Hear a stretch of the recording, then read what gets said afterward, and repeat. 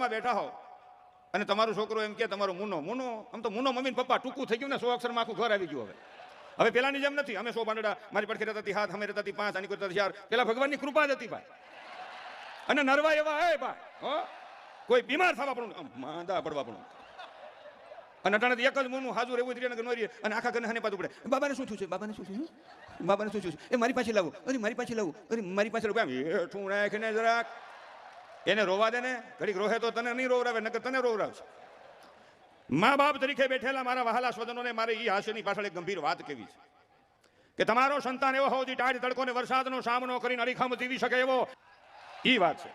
એટલે માતાઓને મારી કેવું રહોડામાં બેઠી હોય ને છોકરો એમ કે મમ્મી ભૂખ લાગી, તમારે કે હાલે 5 રૂપિયા જા કુરકુરિયા લે, જા લે સટાકા પટાકા, જા જા પપુજી લે, જા લે ભૂંગળા લે, માછલું મોટું કરવું છે. આ ખવડાવાય કઈ નો ખવડાય, મારી ના નથી પણ એનો ખોરાક ન કરી નખાય. તું રહોડામાં બેઠી છો, આમ રોટલી વણીને માથે ગાયનું ઘી માખણ લગાડીને ભૂંગળું વાળીને માથે ખાંડ વીને ભૂંગળું વાળીને બેન છોકરાને આ થોડું ઠંડા જેવું થઈ જાય. લિયાય કુરકુરિયા, જા જા લિયાય સટાકા પટાકા, જા લિયાય પપુજી, વાંકું વળી જાય હતેવી વરહે. એ બા અને બીજી મારી વાત એ છે કે મારા વહાલા સ્વજનો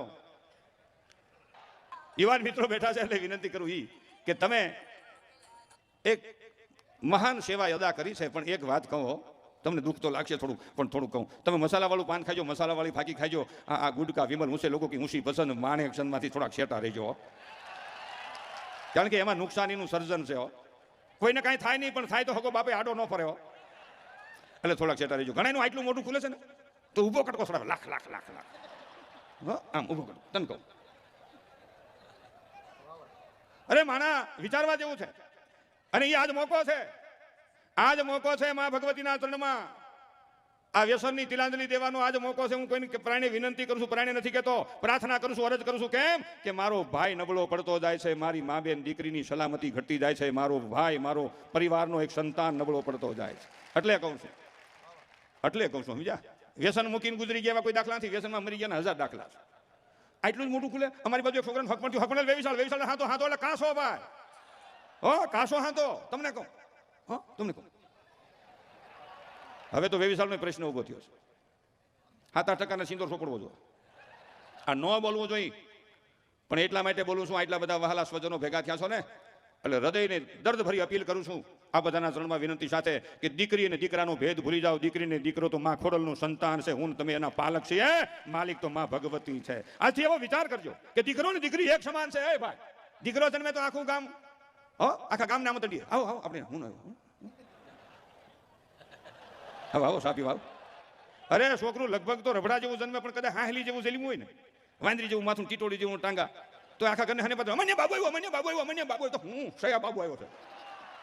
મનોહક પણ ગોઠવા નગર સિંદોર સોપડવો છો. એટલે હાસ્ય પાછળ મારી ગંભીર દુઃખ ભરેલી વાત છે. 2-5% ને તો જીવન ખલાસ થઈ જશે ત્યાં સુધી નથી ગોઠવાનું. એનું કારણ છે પાપ મા બાપે કર્યું છે, મેન તમે કર્યું, આપણે કર્યું છે. પાપ કર્યું આપણે અને ફળ ભોગવે છે આપણા નિર્દોષ સંતાનો ફળ ભોગવે છે. પાપ મા બાપે કર્યું. દીકરો જન્મે તો આખા ઘરને હને બાજુ ઉડી જાય. બાબુ અને દીકરી જન્મે ને પેલી જન્મે શું ગયા, અમને લક્ષ્મી આવી, અમને માંડવો આવ્યો, અમને લક્ષ્મી આવી, લક્ષ્મી. છોકરો જન્મે તો 250 પેડા કિલાનું ખોખું જબકના કાગળને ઝાલવા નાખા. 1 મહિનો પેડા વેસાવ. તમે મોબાઈલ હુતાવો તો ખકડા ખલ ખલ આપણે ત્યાં બાબુ આવ્યો. તે સારું કર્યું બાબુ આવ્યો છે. શું છે ખલ ખલ? મોઢા મીઠા કરો. એકવાર મીઠા થાય, બીજી વાર નક્કી નહીં. મારો કહેવાનો છે તો કોઈનો વિરોધ, કોઈની ઠેકડી કરવાનો નથી. તમે વિચારો મારા વહાલા સ્વજનો, આજે જે સમાજમાં 20 વર્ષ પહેલા એમ બાપ દીકરીનો કહેતો હતો કે મારે દીકરી વરાવી છે, સારું ઠેકાણું હોય તો કહેજો મારા વહાલા સ્વજનો. આજ 20 વર્ષમાં હું તમે ક્યાં પૂગ્યા? ગમે જાતનું હોય, ગમે જ્ઞાતિ હોય, ગમે હોય, ભણેલું અભણ, કાળું ધોળું, ગમે ભાષા આવડે ન આવડે, રાંધતા આવડે ન આવડે, ગમે હોય ક્યાં કહેજો ને. માં ભગવતીના સોગન સાથે મને એટલું દુઃખ થાય છે કે ક્યાં જઈને ઉભા છીએ. વિચારો મારા વહાલા સ્વજનો, કોના સંતાનો. એક બાજુ સરદારની જય જયકાર કરી, એક બાજુ ખોલરામની યાદ કરી, એક બાજુ માં ખોલલની યાદ કરી, અને એક બાજુ દીકરીની માના ઉદરમાં હત્યા થાય છે, અને એનું પાપ આપણા નિર્દોષ સંતાનો ભોગવે છે, નિર્દોષ સંતાનો ભોગવે છે.